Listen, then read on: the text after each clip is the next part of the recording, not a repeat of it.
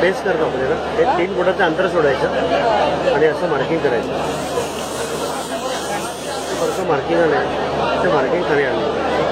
Marking यासाठी केलं आहे की या गोलाच्या आतमध्ये 3 रंग टाकायचे. पहिला रंग त्या मार्किंगवर टाकला.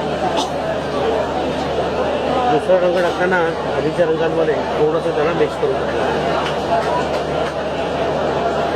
तिसरा रंग हा मध्ये पूर्ण भरून टाकला.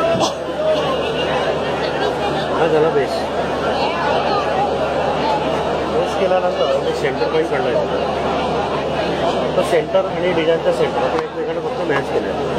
आता जाळीवरती पांढरा, पिवळा आणि पोपटी हे रंग फिक्स आहेत. डिझाईन कोणताही असलं तरी लाईट कलर असल्यामुळे हे बेसला वापरायचे नाही. सुरुवातीला हिरवा रंग मी बाहेर फिरवला. त्याच्याखाली पिवळा रंग आधीच्या रंगांमध्ये थोडंसं ओव्हरलॅप करून फिरवलं.